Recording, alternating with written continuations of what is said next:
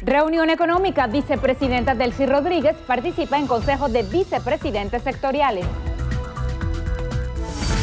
Comunidad internacional. La embajadora de Estados Unidos ante la ONU, Nikki Haley, pide aislamiento de gobierno venezolano. Anegación de viviendas. Randy Rodríguez y Augusto Noguera entregaron enseres a las 100 familias afectadas por las lluvias en Bolívar. Por descenso de la producción, empresarios y expertos estiman una caída de 18% de la economía a finales de año. Sin piedad. 29 muertos y 48 heridos en un bombardeo contra un autobús con niños en Yemen. Sesión extraordinaria. Diputados discuten allanamiento de inmunidad parlamentaria aprobada por la Constituyente. Premiada la información. Sol Vargas reconocida por su labor periodística y gerencial. En su mejor momento ofensivo, Jesús Aguilar despachó su jonrón 28 del año. Histórico. Comité del Miss Venezuela presenta a las 24 candidatas.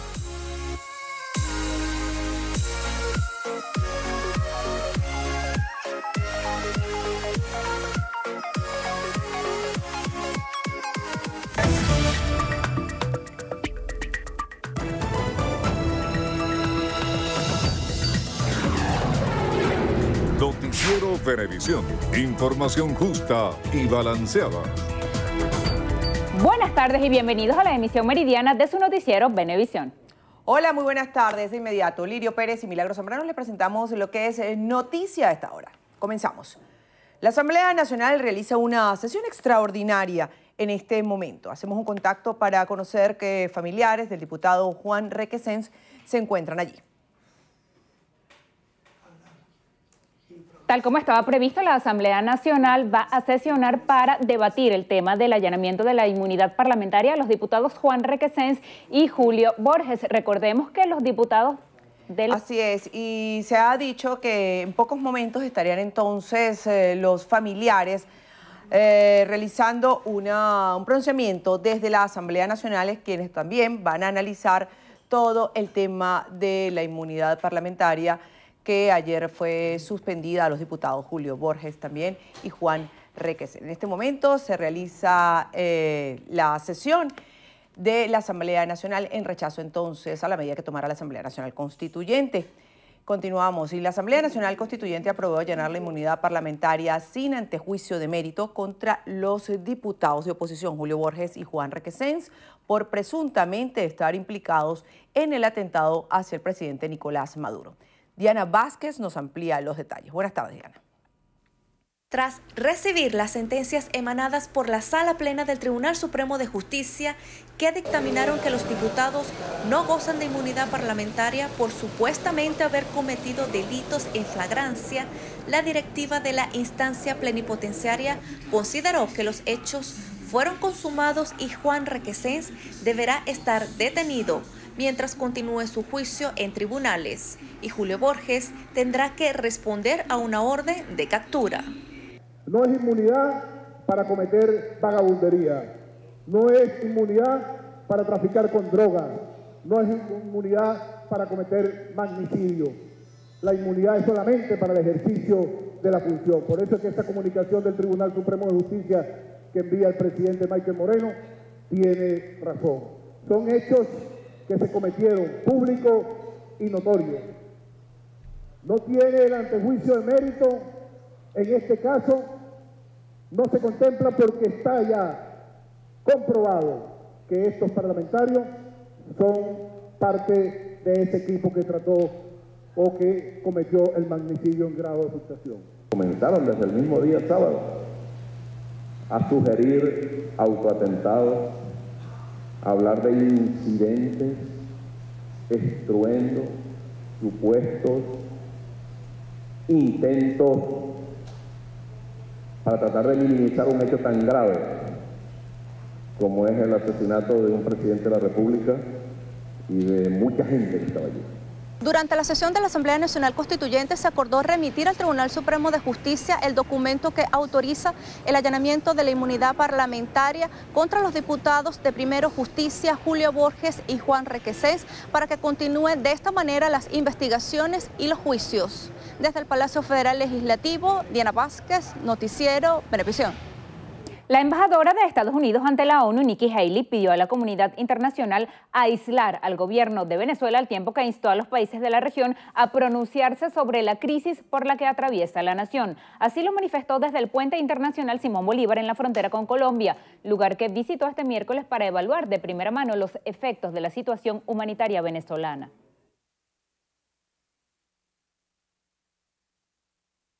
Necesitamos que cada mandatario de la región esté hablando sobre este tema. Deben condenar lo que hace Maduro, tomar acción, porque cuando una región condena a una de sus propias personas, cuando la región está acallada, entonces la comunidad internacional deja que lo hagan. Este es el momento de hablar. La diplomática estadounidense anunció un nuevo aporte económico para la asistencia de migrantes venezolanos en Colombia. Estados Unidos hoy le ha dado más de 60 millones a la crisis de Venezuela y también les daremos 9 millones más de dólares que serán para sanidad, para las necesidades de esterilización, de medicinas, para ayudar al pueblo venezolano. Pero tenemos que preguntarnos, ¿por cuánto tiempo será sostenible? Haley manifestó su agradecimiento al gobierno colombiano por la atención y el respaldo que ha brindado al pueblo venezolano. Aseguró que Estados Unidos seguirá trabajando para garantizar una mejor calidad de vida para quienes salen del país. El ministro de Petróleo y presidente de PDVSA, Manuel Quevedo, sostuvo un encuentro con el embajador del Reino de Arabia Saudita en el país, Saad bin Abdullah Al Saad, con el fin de fortalecer los lazos de cooperación energética entre ambas naciones. La reunión se realizó en la sede de PDVSA ubicada en La Campiña, en Caracas, y sirvió para reafirmar la hermandad entre ambos países y para evaluar planes de trabajo basados en la atención de proyectos de interés común en el ámbito energético. El representante de la Nación Árabe en Venezuela aprovechó la ocasión y repudió el intento de magnicidio perpetrado contra el presidente de la República, Nicolás Maduro, el pasado 4 de agosto.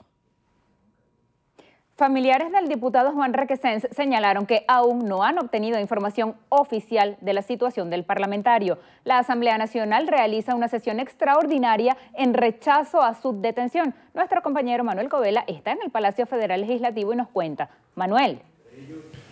Así es, Lirio. Saludos, amigos. En este momento pueden ver a través de nuestra pantalla a los familiares del diputado Juan Requesens que están presentes en el Palacio Federal Legislativo, donde está comenzando una sesión extraordinaria precisamente para rechazar la detención del parlamentario. Está el papá, la mamá del diputado, la hermana también de Juan Requesens, Rafaela Requesens, quien es dirigente estudiantil, está la esposa del diputado y los dos hijos del parlamentario. También les podemos mostrar en este momento, le pedimos a nuestro camarógrafo que continúe la imagen hacia la izquierda de su pantalla, y lo que ven en este momento son a los representantes o algunos de los representantes del cuerpo diplomático acreditado en el país. Algunos de los países que están representados con esos funcionarios son España, Gran Bretaña, Estados Unidos, Italia, la Unión Europea, y en total son 16 los representantes diplomáticos que están acá en el Palacio Federal Legislativo para presenciar la sesión extraordinaria.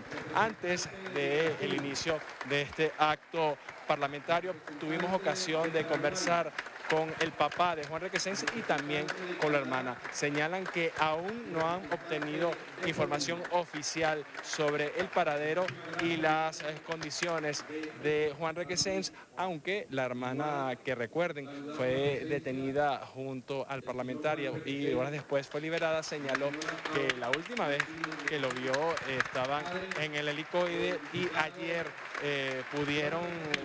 tuvieron la ocasión de dejarle comida y ropa en el helicoide, por lo cual, si bien no tiene la confirmación de que el diputado esté en el helicoide, sí señalaron que lo presumen que esté en ese SEBIN, porque allí fue donde Rafaela Requesens lo vio por última vez. Entonces está iniciando la sesión extraordinaria aquí en el Palacio Federal Legislativo. Nosotros vamos a mantener aquí para llevarles a todos ustedes los detalles y el resultado de esta actividad parlamentaria, todos los detalles en la emisión estelar. Por ahora continúen con más de nuestra emisión meridiana y devolvemos este pase al estudio.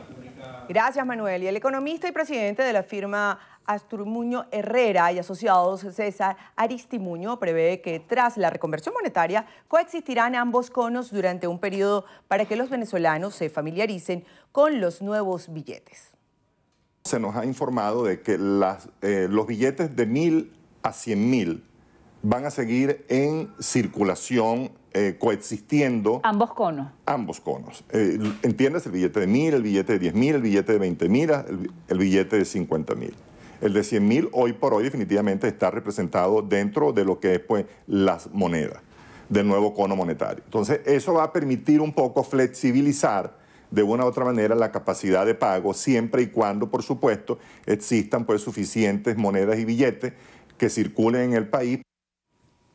El especialista aseguró que la hiperinflación no será permanente, ya que el dinamismo de la economía obligará al gobierno a tomar los correctivos necesarios para poder seguir operando. Las hiperinflaciones no son eternas. En ningún país la hiperinflación se ha mantenido por siempre. En algún momento los gobiernos tienen que tomar decisiones, independientemente de cuál sea realmente su línea política o económica. Tienen que tomar decisiones, muchas veces no por convicción, sino por la misma necesidad de que no pueden seguir realmente operando en una economía hiperinflacionaria, que no solo es que te afecta a los ciudadanos y a las empresas privadas, sino que también te afecta al gobierno. Aristimuño sostuvo la derogación de la ley de ilícitos cambiarios era una medida necesaria, pero reiteró que por sí sola no tendrá mayor impacto en la economía, razón por la que exhortó al gobierno a privatizar empresas y permitir la inversión extranjera.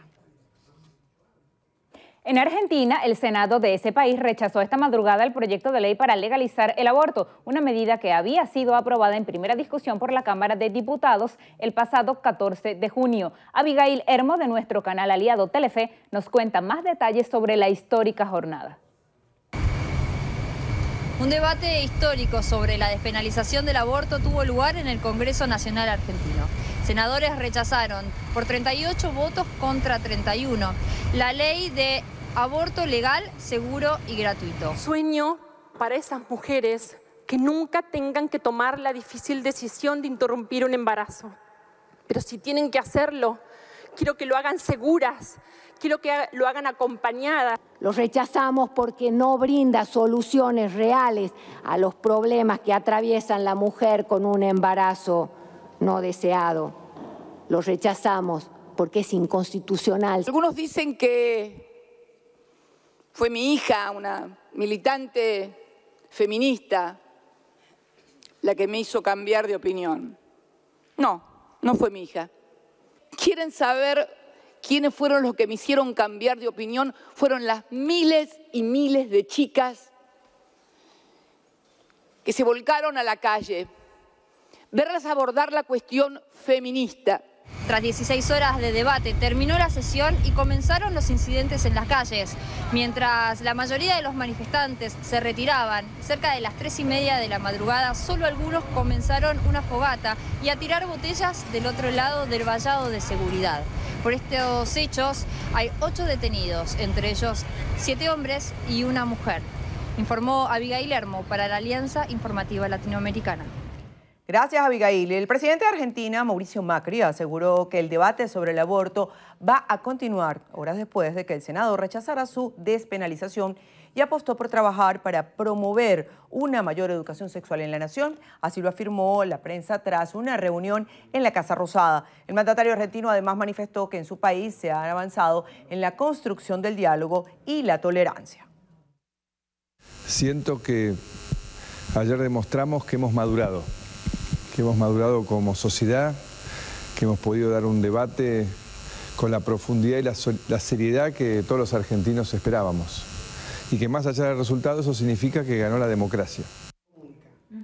Macri expresó su compromiso para que las jóvenes de su nación tengan la posibilidad de elegir y planificar su vida. Un problema de fondo que no va a cambiar con una ley más o una ley menos. Tenemos problemas que resolver como sociedad, y uno es que tenemos más de 100.000 chicos que nacen de embarazos adolescentes, no deseados. Y eso es un tema para mí central y lo estoy llevando adelante en la agenda de trabajo de todos los días. El presidente de Argentina insistió en distribuir anticonceptivos de larga duración en varias provincias del país para frenar los embarazos no deseados. En Yemen, al menos 29 niños murieron y otras 48 personas resultaron heridas tras un bombardeo contra un autobús que trasladaba menores en la provincia de Saada, al noroeste del país. El ataque fue perpetrado por la coalición árabe liderada por Arabia Saudita cuando el vehículo transitaba por el mercado de la ciudad de Dajian, mientras llevaba a los niños a un centro educativo de verano. Según la Cruz Roja, los 29 menores fallecidos tenían entre 10 y 14 años. Además, otros 30 sufrieron heridas. Los atacantes calificaron el hecho como una acción militar legítima que se produce horas después de un ataque con misil balístico lanzado desde Yemen contra la ciudad saudí de Yazan. La objetividad e imparcialidad de Noticiero Venevisión es premiada con el galardón Mar de Plata Internacional en la figura de nuestra gerente de información, Sol Vargas. En la 6ª edición del prestigioso premio, Argentina y Venezuela se unieron en una gala simultánea para reconocer la labor informativa de la periodista Sol Vargas como personalidad comunicacional del año por excelencia en Venevisión, estimulando así el desarrollo de su trayectoria empresarial. A todos de verdad muy feliz, muy contento de que hayan obtenido este premio, porque sé que están trabajando muy duro, muy fuerte, y de una u otra forma este servidor está aquí para reconocer el trabajo de todos ustedes a nivel profesional. Por su veracidad, por su calidad profesional, único en su estilo. Vaya al Noticiero Venevisión, su premio como justo reconocimiento para ustedes. Agradezco recibir el prestigioso galardón Mar de Plata Internacional por reconocer mi gestión periodística por 2 décadas al frente de Noticiero Venevisión y también por destacar mi trayectoria gerencial en Venevisión, primer canal de Venezuela. La gala de entrega reunió a personalidades del mundo artístico, comunicacional y empresarial en la ciudad de Caracas. Y por primera vez, el comité del Miss Venezuela aparece públicamente para presentar a los medios de comunicación del país a las 24 candidatas. Nuestra compañera Carielis Cuadros está en la quinta rosada y nos trae todos los detalles. Quiero hacer un paso. Buenas tardes, Carielis. Buenas tardes, Lirio. Gracias. Milagros. Feliz tarde a toda Venezuela. Nosotros nos vinimos directo a la quinta Miss Venezuela y estoy en compañía del nuevo Comité de la Belleza. En plena rueda de prensa, como pueden ver, estamos aclarando los detalles, aquellas dudas que tienen los periodistas y los medios de comunicación. Chicas, bienvenidas de nuevo a su Noticiero Venevisión. ¿Cómo están? ¿Cómo se están preparando para todas las actividades que vienen? Bueno, primero, felices de, no sé si lo pueden ver en pantalla, de compartir una mañana de un encuentro con la belleza maravilloso, con la mayoría, los medios más importantes de comunicación, no solamente nacionales e internacionales, sino también dando espacios a esas cuentas de redes sociales que también tienen mucho que comunicar y queremos que lo hagan desde la manera más cercana y transparente aquí con nosotros. Nos preparamos con gran ilusión. Estamos, bueno, hoy pudimos conocer, ¿ustedes lo van a mostrar? Sí, a las 24, por supuesto. A las 24 aspirantes al Miss Venezuela 2018. Han sido unos meses de grandes cambios, de trabajo continuo y hoy vinimos a compartirlo con todos ustedes, así que dejo que mis compañeras complementen un poquitico más de este día. Como tú lo dijiste, acabamos de ver las 24 candidatas oficiales. Cuéntenme, ¿cómo va a ser la preparación de esas chicas a partir de hoy hasta la noche más linda del año? Es una preparación muy ardua porque, como lo hemos dicho ya en otras ocasiones, el tiempo ha sido muy corto comparado con años anteriores. Lo que generalmente se hace en 6 u 8 meses, vamos a tener que hacerlo en apenas 2 o 3 meses. Pero son muchachas con muy buena disposición, con ganas de hacerlo bien, que es lo que decimos siempre. Lo más importante para ser una buena Miss es querer serlo, es tener las ganas, y ellas las tienen. Son niñas muy hermosas, vienen algunas nobles, vienen algunas con experiencia de modelaje, pero tenemos un equipo de trabajo que comienza con nosotros, tenemos un equipo de profesionales que nos van a estar acompañando vía masterclass y yo creo que eso va a hacer que ellas enseguida capten y puedan recibir esa información y esa formación que se requiere para proyectar adecuadamente. Jacqueline, háblame acerca de la agenda de actividades, de las fechas, las bandas, ¿cuándo será todo esto?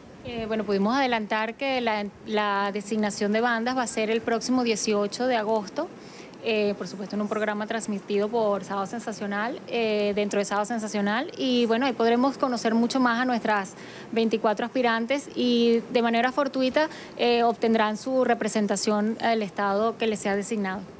Hoy están haciendo hincapié en algo que es novedoso para la Quinta Miss Venezuela, reforzando los códigos de ética. María Gabriela, tú eres la indicada para decirnos esto. Sí, han sido, bueno, desde abril, que fue cuando tuvimos la oportunidad de unirnos a este proyecto de Miss Venezuela, han sido varios meses donde hemos venido trabajando en reforzar la filosofía, en reforzar lineamientos, en reforzar los manuales y sobre todo en reafirmar el espíritu que realmente representa el Miss Venezuela. Y ese espíritu que queremos que no solamente las candidatas lo tengan en cuenta, pero ese espíritu que queremos contagiar a sus maquilladores, a sus estilistas, a sus diseñadores, y que estos nuevos valores que hoy proyectamos en una de nuestras paredes, que son el respeto, la excelencia y la integridad, sea algo que prevalezca, pero sobre todo que prevalezca con armonía, con empatía. Y bueno, si existe un código, si existe un manual donde el incumplimiento de cualquiera de estas cláusulas llevará a consecuencias puntuales. Somos una empresa que también tiene que regirse por la norma y eso es lo que estamos promoviendo, pero siempre desde el respeto. Así que bueno, estamos tratando de cuidar y sobre todo de potenciar a la mujer venezolana, pero cuidando todos los detalles. Así es, gracias por recibirnos, por acompañarnos, regalarnos de su tiempo, Nina. La invitación entonces para toda Venezuela que no se aparten de las pantallas de Venevisión. De ahora en adelante vamos a estar muy cerca, como he dicho siempre, hemos seguido un cronograma de trabajo que la apertura de información a partir de este momento, a partir del momento en que hemos recibido a los medios de comunicación en casa, va a ser mucho más cercana, va a ser mucho más abierta, los vamos a mantener informados de cada paso y nos comprometemos a seguir trayendo coronas internacionales y alegrías para Venezuela. Gracias a ustedes por acompañarnos. Hay mucha información y es por eso que los espero en una próxima emisión de su noticiero Venevisión. Milagros, Lirio, seguimos con ustedes. Gracias, Cari. La casa morada ahora, antes era rosada. Así es. Bueno, con esta rueda de prensa del Miss Venezuela hacemos nuestra primera pausa. Al regreso, más información.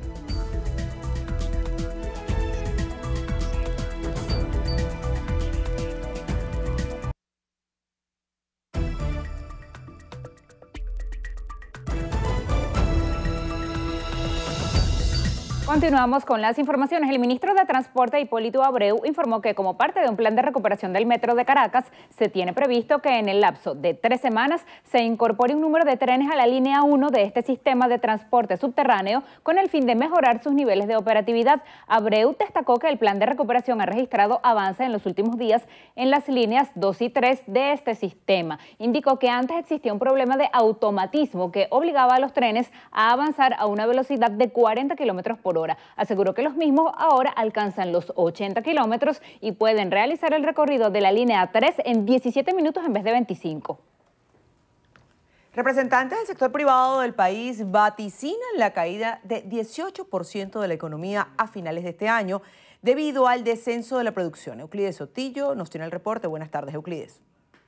Hola, buenas tardes. A juicio de Carlos Larrazábal, presidente de Fedecámaras, se debe insistir en la claridad de las medidas económicas para iniciar la solución a la crisis. Cree que se debe revertir urgentemente los controles y el monopolio estatal para generar confianza. Hace falta un cambio de modelo económico que propicie el libre mercado, que atraiga la inversión, que cree confianza. Y eso en los pequeños anuncios de forma aislada que se están haciendo en los actuales momentos no se percibe que se esté buscando. Estas declaraciones fueron ofrecidas durante el foro El País que Queremos, donde no solamente participaron empresarios privados, sino también expertos de importantes firmas en materia económica. En la Florida, Euclides Sotillo, Noticiero Venevisión. Euclides, gracias. El gobernador del estado Carabobo, Rafael Acaba, inauguró 3 salas quirúrgicas que fueron recuperadas en el Hospital Oncológico Dr. Miguel Pérez Carreño de Naguanagua para atender entre 150 y 200 intervenciones al mes. Explicó que fue necesaria la rehabilitación de toda la infraestructura física al tiempo que garantizó plena operatividad y señaló que casi 70.000 personas serán beneficiadas. Con un área de influencia de más de 70.000 pacientes, nosotros vamos a poder desde aquí gratuitamente atender a toda esa comunidad de pacientes oncológicos. Por su parte, la directora del centro hospitalario, María Agni Mendoza, señaló que la recuperación de estas áreas también tendrá un impacto positivo en pacientes de estados aledaños. Excelente para los pacientes no solo carabobeños, sino para todos los de la región. Nosotros recibimos pacientes de Falcón, de Cojedes, de Aragua, o sea que somos un hospital que de verdad tiene un área de influencia importante. La Cava aseguró que la gobernación seguirá trabajando de la mano con el gobierno nacional para mejorar el sistema de salud en toda la región carabobeña. El viceministro de Gestión de Riesgo y Protección Civil, Randy Rodríguez, y el gobernador del estado Bolívar, Augusto Noguera, entregaron alimentos no perecederos y otros enseres a las 100 familias afectadas por las lluvias en la comunidad Acapulco de la parroquia Simón Bolívar de esa entidad. Rodríguez indicó que instalaron un centro de acopio en la entidad a fin de recolectar insumos básicos que serán destinados a los 6.889 habitantes pertenecientes a los municipios Cedeño, Jerez y Caroní, a través de los 33 refugios operativos. Rodríguez también realizó una inspección en el estado del Tamacuro para constatar el nivel del río Orinoco, que por las constantes lluvias se desbordó afectando varias comunidades. Las posibles evacuaciones que pudieran ser de aumentar, que es lo que es la proyección, puesto estamos en el mes de agosto, el mes que mayor calor hay, que produce mayor evaporación y que todavía aún nos quedan 2 meses para las lluvias, hasta el mes de, posiblemente el mes de finales del mes de septiembre o el mes de octubre. Asimismo, el director de Protección Civil alertó que el río Orinoco se encuentra en una subida inminente a 7.63 metros, cuando su desborde más alto son de 8 metros. Un sismo de magnitud 4.0 en la escala de Richter sacudió este jueves el estado Sucre, según reportó la Fundación Venezolana de Investigaciones Sismológicas, Funvisis. Hasta los momentos no se han reportado víctimas ni mayores daños estructurales. El epicentro del movimiento ocurrió a 8 kilómetros al oeste de la localidad de Cariaco, con una profundidad de 5 kilómetros. Funvisis recomienda mantener la calma y recurrir a las autoridades y organismos de protección civil de ser necesario. Amigos, momento de hacer una nueva pausa. Al regreso, más información. No se aparten, ya volvemos.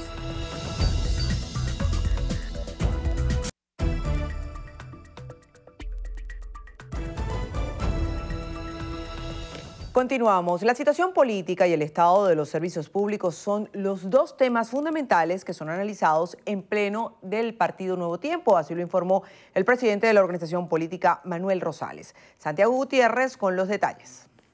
Representantes del partido de cada una de las entidades del país han venido a presentar un diagnóstico de cuál es la situación en esas entidades. Manuel Rosales nos da más detalles de lo que ha sido hasta ahora este pleno. De un pleno político para analizar la situación económica, social, general de Venezuela, en razón de lo que se vive, de lo dramático de la situación. Y en cuanto a los servicios, el drama del transporte merece una atención especial y el discurso de los compañeros de todo el país que el gobierno debería declarar en emergencia el transporte público en el país. ¿Qué ha analizado el partido en relación a las últimas detenciones practicadas vinculadas con los sucesos ocurridos el pasado sábado en la Avenida Bolívar? Nosotros somos claros en cuanto a que todo hecho de violencia nosotros marcamos distancia, pero también somos claros en cuanto a que la investigación tiene que ser transparente, con claras y evidentes pruebas. ¿Presumen ustedes que pudiera haber más detenciones en las próximas horas, en los próximos días? Bueno, nosotros aspiramos que el país avance hacia la paz, hacia la tranquilidad. Con esta información regresamos a los estudios.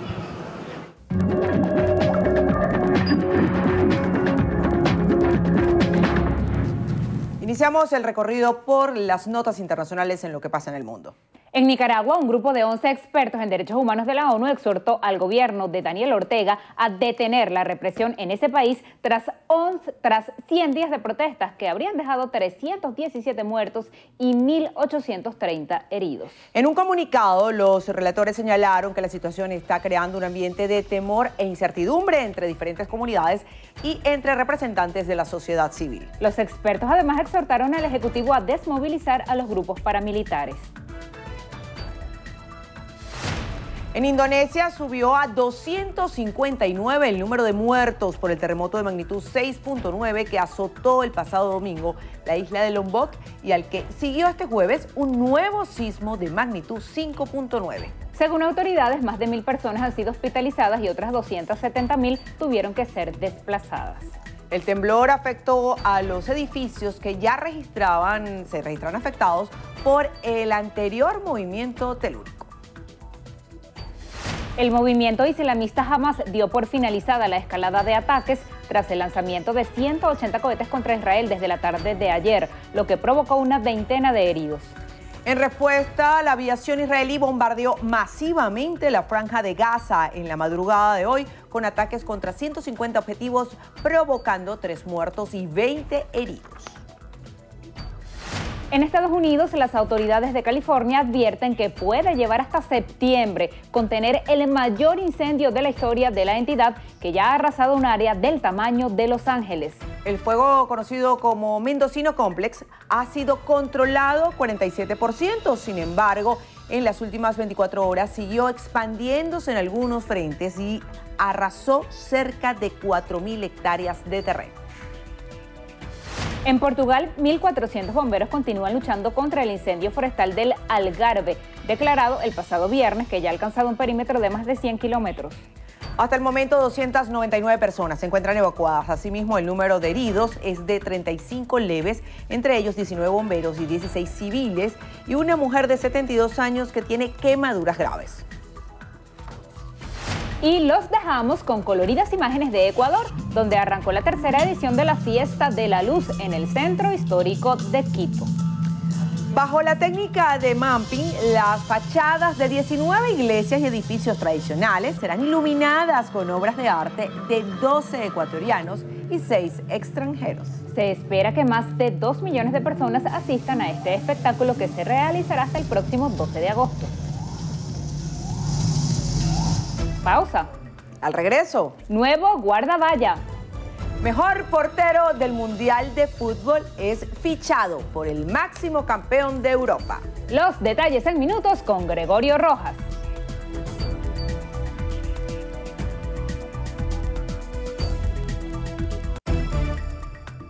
José Miguel Estrada González, alias Samurito, en la estación policial La Coromoto, autopista José Antonio Páez, kilómetro 163, en el estado Portuguesa.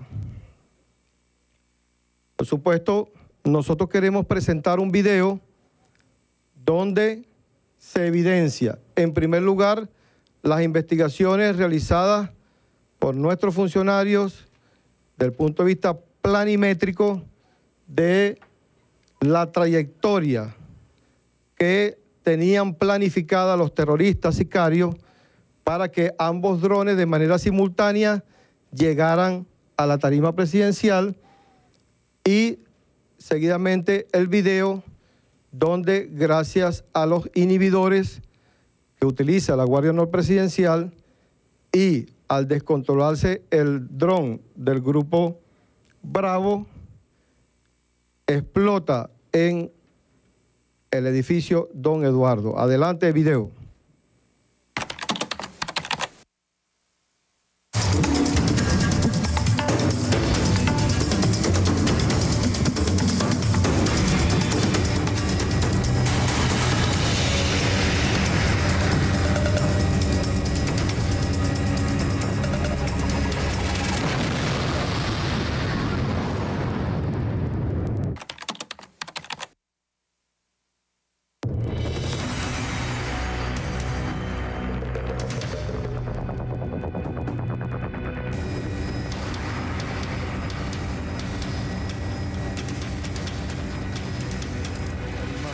presidencial.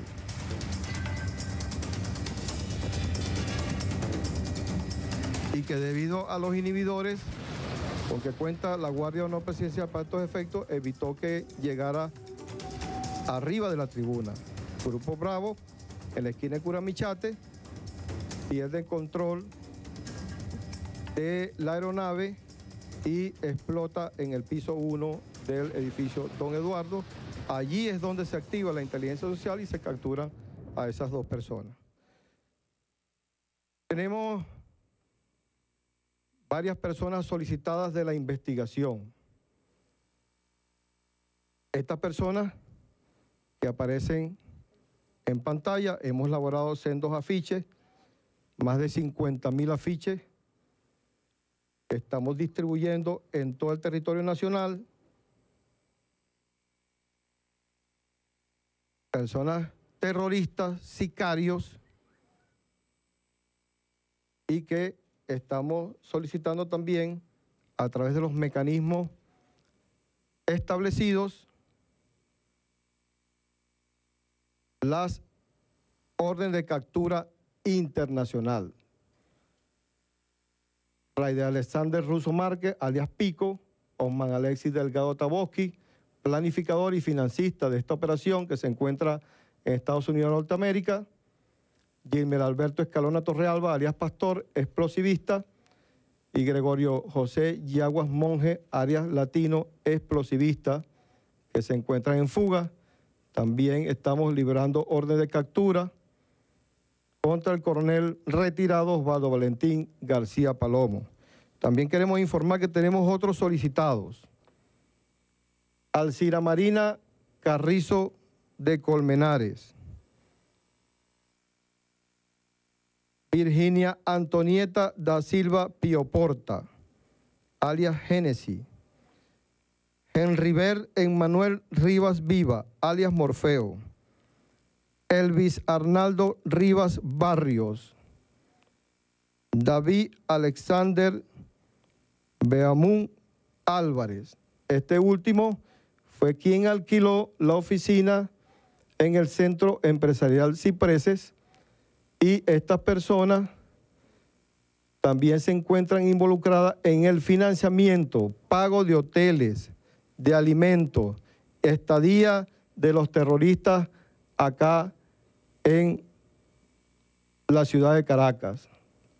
Se encuentra detenido José Eloy Rivas Díaz, quien es dueño de la empresa Stan Electronics y también facilitó pagos y entrega de material y equipos electrónicos, coordinación de hospedaje, alimentación, traslado de las piezas del dron, inclusive pago de hospedaje y traslado allá a Chinácota, donde estaban haciendo el entrenamiento. Osman Alexis Delgado Taboski, financista principal, dirigió la operación desde Miami y en el día de ayer se le ha incautado un conjunto de propiedades. Se le ha incautado la clínica Elohim en Carabobo, la clínica San Lázaro, también en Carabobo, que se encuentra en 50% de construcción, centro de rehabilitación APS en Cagua, locales comerciales, Fundación Tito Delgado, Finca San Luis, que también fue utilizada para operaciones el año pasado del asalto. Vienen las declaraciones del ministro de Interior, Justicia y Paz, Néstor Reverol, respecto al avance de las investigaciones sobre el atentado ocurrido el pasado 4 de agosto. Vamos a hacer otra pausa. Al regreso, en la entrevista de Venevisión, nos acompaña el vicepresidente de la Asamblea Nacional Constituyente, Luis Amoroso.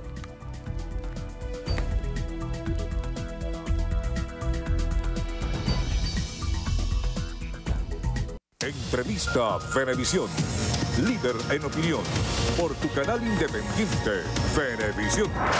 Amigos, tal como lo anunciamos en Entrevista Venevisión, vamos a conversar con Elvis Amoroso. Él es el primer vicepresidente de la Asamblea Nacional Constituyente. Gracias por estar con nosotros la tarde de hoy. Bueno, muchas gracias a usted, a esta importante televisora, y saludo aquí pues a todo el pueblo de Venezuela, especialmente a la población de Cagua. Quisiera comenzar por el anunciado allanamiento a la inmunidad parlamentaria de los diputados Julio Borges y Juan Requesens. Expertos constitucionalistas como por ejemplo el abogado Gerardo Blay decía que esto es un acto nulo e ilegítimo, el hecho de que lo haga la constituyente. Bueno, lo único que es ilegítimo en este momento son las decisiones que tome la Asamblea Nacional Legislativa o el Poder Legislativo, porque se encuentra en desacato contumaz sobre todas las decisiones que ha tomado el Tribunal Supremo de Justicia. Y ahí sí hay una declaración o una sentencia del Tribunal Supremo de Justicia que dice que todos los actos de esa Asamblea Nacional son nulos de toda nulidad y sus acciones no tienen ningún fundamento jurídico. Ahí sí, pero la Asamblea Nacional Constituyente no, la Asamblea Nacional Constituyente está en plena vigencia. El artículo 349 de la Constitución de la República Bolivariana de Venezuela establece la figura plenipotenciaria de la Asamblea Nacional Constituyente. Y ahí cuando ustedes lo lean, se van a dar cuenta que dice que ninguno de los órganos del poder público pueden objetar las decisiones de la Asamblea Nacional Constituyente.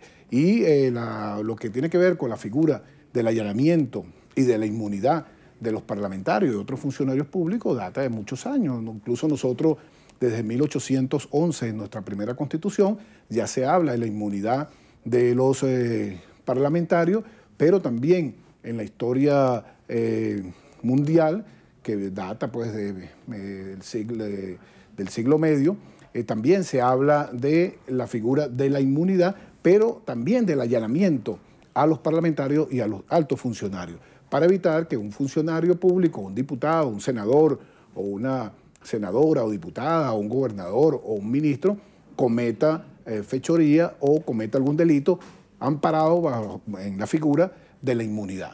Entonces, para eso está el allanamiento de la inmunidad parlamentaria. Y bueno, yo respeto la posición de cada uno de estos constitucionalistas, pero hay aquí lo que se conoce como jurisprudencia constitucional y jurisprudencia constituyente de la de 1999, donde existía el Parlamento y se allanaron inmunidades de varios funcionarios públicos, dentro de esos gobernadores y otros funcionarios, e incluso para ese momento se allana la inmunidad y se disuelve el Parlamento Nacional, el Congreso de la República, que tenía 104 diputados y 54 senadores y 204 diputados. ¿Bajo qué? Bajo la figura plenipotenciaria y supraconstitucional de la Asamblea Nacional Constituyente de 1999. La Asamblea Nacional Constituyente vigente está bajo el mismo régimen de ese estatuto de la Constitución de la Constituyente de 1999. O sea que está perfectamente legal y se ha cumplido con todo lo establecido en un proceso de allanamiento de la inmunidad de estos diputados que fueron mencionados, y no solamente mencionados, sino que la investigación ha arrojado hasta este momento que están implicados en el magnicidio frustrado que vimos todos los venezolanos. ¿Y cómo se aplicaría ese allanamiento en el caso del diputado Borges está fuera del país y el diputado Requesens detenido? ¿Se sabe ya si está en el helicoide? Bueno, el caso de Borges, que creo que está en su mansión allá en Colombia, bueno, se harán los procedimientos legales con el gobierno de Colombia y a través pues, de lo que se establece en el derecho internacional, le corresponde a la Cancillería, al Tribunal Supremo de Justicia, hacer lo propio para la extradición de ese parlamentario. Si no hay extradición, obviamente habrá complicidad del gobierno de Colombia en esta situación, que es una situación bien irregular. Nosotros no podemos bajo ninguna circunstancia, los venezolanos, estar amparando este tipo de vagabundería, este tipo de delitos, no solo contra el presidente de la República, Nicolás Maduro, sino era el alto mando militar, el alto mando político de Venezuela, pero también los militares, nuestros estudiantes, los cadetes, hombres y mujeres que estaban ahí, y los niños y niñas que estaban ahí también en la tarima de al lado viendo la parada militar de sus padres, de sus hermanos.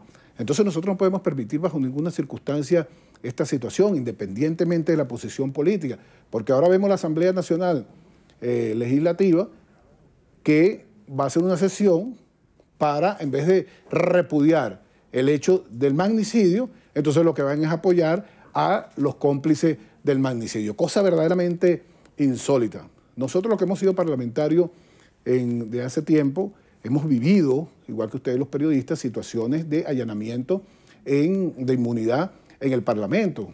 Un diputado Castillo, que era un traficante de droga, se agarró y nosotros éramos opositores a ese gobierno. Sin embargo, ellos trajeron a la Asamblea Nacional, al Congreso de la República para ese momento, esa situación irregular y votamos a favor del allanamiento de ese señor. Igualmente un gobernador que tenía Caracas, Ramírez Torres, creo que era el apellido de él, que también fue complicado de un hecho irregular, y tenía inmunidad porque era gobernador, y también se le allanó la inmunidad, y nosotros, siendo opositores a ese gobierno, votamos a favor del allanamiento, por Dios, porque son delitos. Esta oposición venezolana no la entiende nadie.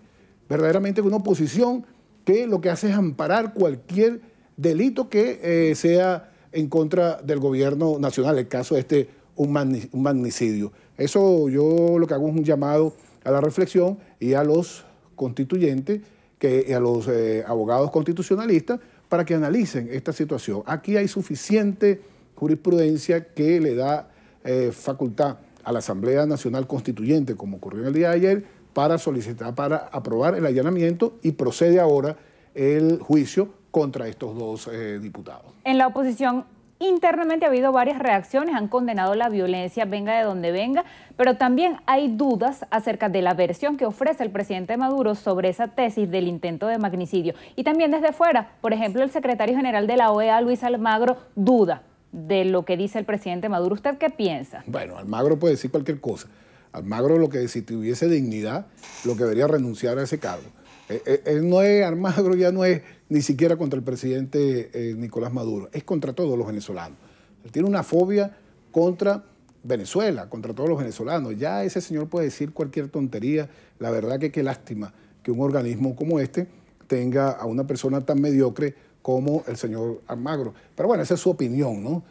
Nosotros vimos todo lo que pasó y no solo eso, sino que fueron capturados, así como lo acaba de decir el ministro de Relaciones Interiores y el mismo presidente de la República, y se presentó ante la opinión pública a los actores materiales que dijeron quiénes son los cómplices en esto. Entonces, imagínate, entonces ahora sale este señor Almagro a decir que es dudoso. Bueno, entonces, si es dudoso, imagínense ustedes qué podrá pasar. ¿Qué hubiese pasado en Estados Unidos si unos diputados están complicados en un magnicidio frustrado contra el presidente Donald Trump? ¿Qué pasaría?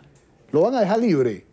¿O lo van a dejar que sigan tratando de acabar con el presidente de los Estados Unidos? No solo eso, sino que van a la pena de muerte en Estados Unidos, independientemente que sean parlamentarios. Le allanan la inmunidad y lo capturan antes de allanarle la inmunidad a cualquier parlamentario allá en Estados Unidos, como se ha visto en otras cosas, por circunstancias, vamos a decir, menos graves que lo que estamos viendo hoy aquí, lamentándolo mucho en nuestro país. Usted ayer en la sesión de la Constituyente hacía referencia a que ante la ausencia del presidente de la República asumiría en su lugar el presidente de la Asamblea Nacional Constituyente, Diosdado Cabello. Quisiera que le explicara a Venezuela cómo sería esto y por qué, si la Constitución de la República, que está vigente, la del 99, y que aquí la tenemos, dice en el artículo 233, me voy a detener solamente en el segundo párrafo, dice que cuando se produzca la falta absoluta del presidente electo, su ausencia será suplida por el presidente de la Asamblea Nacional. Y otra cosa que quería preguntarle, ¿por qué sacar a colación? ¿Por qué hablar sobre una eventual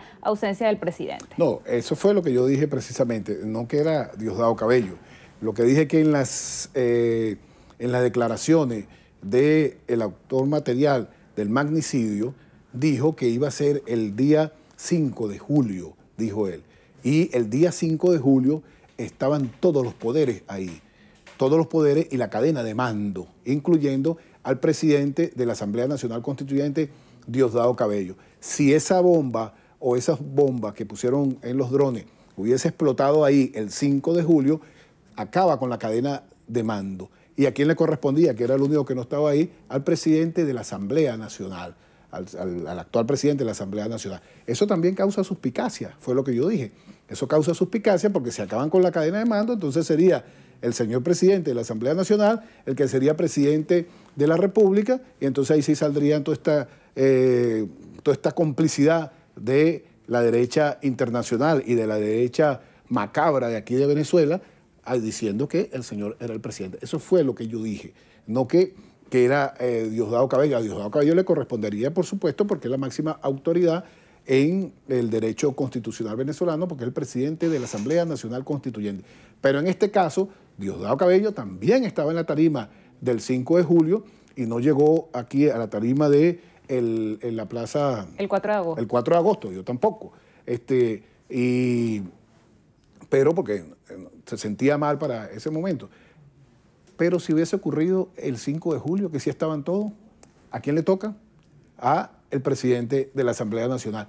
¿Y quién es el financista, según los datos? Bueno, la misma oposición venezolana. Una parte de la oposición venezolana, porque yo estoy seguro que la mayoría de la oposición venezolana no está de acuerdo con estos asesinatos. Yo estoy seguro de eso. Y espero que se expresen la mayoría de estos líderes de la oposición y se delastren de una vez por todas de esa oposición macabra que le hace cada día daño y daño al pueblo venezolano, no al presidente ni al gobierno, a todo el pueblo venezolano. Si se estaba planificando este intento de magnicidio desde el 5 de julio y el propio presidente Maduro dijo que estaban esperando justamente una oportunidad de una fecha militar. Ocurrió el 4 de agosto, día del aniversario de la Guardia Nacional Bolivariana. ¿Por qué las investigaciones previas no evitaron que sucediera? Bueno, eso cuando pasa una situación de esta no se tiene en cuenta, pues son cosas que sorprenden al gobierno o a los cuerpos de seguridad. Es algo que viene siendo planificado y son ellos lo que dicen que iba a ocurrir el 5 de julio. Lo dijo el mismo actor material en el video. Entonces nosotros decimos, bueno, si fue el 5 de julio, lo que pasa es que no llegaron los drones, dice él mismo. No llegaron los drones para el 5 de julio. Son ellos los que dicen y echan el cuento de que primero iba a ser el 24 de junio, que era también un desfile, y el otro el 5 de julio. Y el más inmediato era el del 4 de agosto, el aniversario, que fue verdaderamente enlutado por esta acción asesina de un sector de la oposición, o de un sector pues, de la oposición, o de la derecha internacional que quiere acabar con Venezuela. Por supuesto, cuando uno revisa toda esta cronología, se da cuenta de que lo que buscan es acabar con toda la cadena de mando de Venezuela para que reine entonces la otra. Reine una asamblea o un presidente que no ha querido participar en ninguna de las elecciones, solamente donde ganaron ellos, pero todos los demás llamados que se han hecho a elecciones no han participado, bueno, han participado un sector y ha sido derrotado por la Revolución Bolivariana. Este hecho, pues, que acapara la atención de los integrantes del Poder Ejecutivo, ¿va en algún modo a condicionar o a retrasar las medidas económicas, la reconversión monetaria que entra en vigencia en 11 días, la puesta en práctica de la derogación de la ley de ilícitos cambiarios? Bueno, fíjate que no está previsto nada de ningún retraso sobre eso.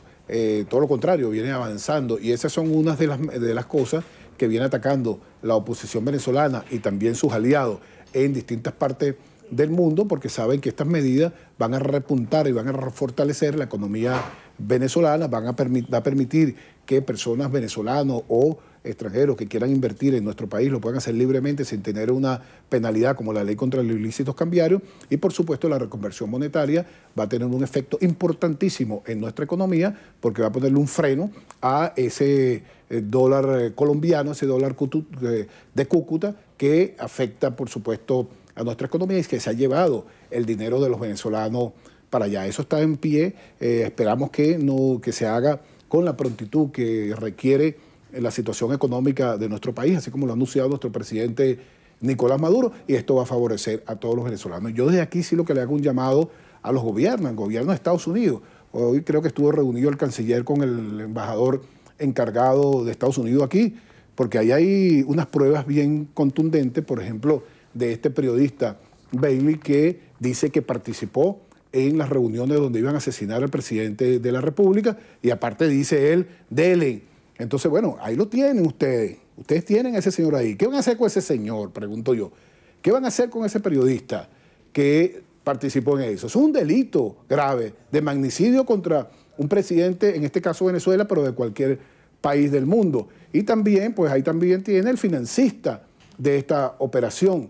Bueno, ¿qué van a hacer? ¿Lo van a repatriar para acá, para que lo juzguemos aquí, o lo van a poner preso allá? Bueno, ya esperamos verdaderamente si Estados Unidos, como dicen ellos, que no tienen nada que ver, y si no lo traen, entonces sí tendrá que ver, igual que Colombia, el gobierno de Colombia verá si envía a el diputado y a los otros funcionarios que participaron o facilitaron que se entrenaran estos mercenarios allá en Colombia y que fabricaran esos drones allá para cometer magnicidio aquí en nuestro país. Muchas gracias por haber venido a conversar con nosotros. A usted, muy bien le queda ese rojo, a usted.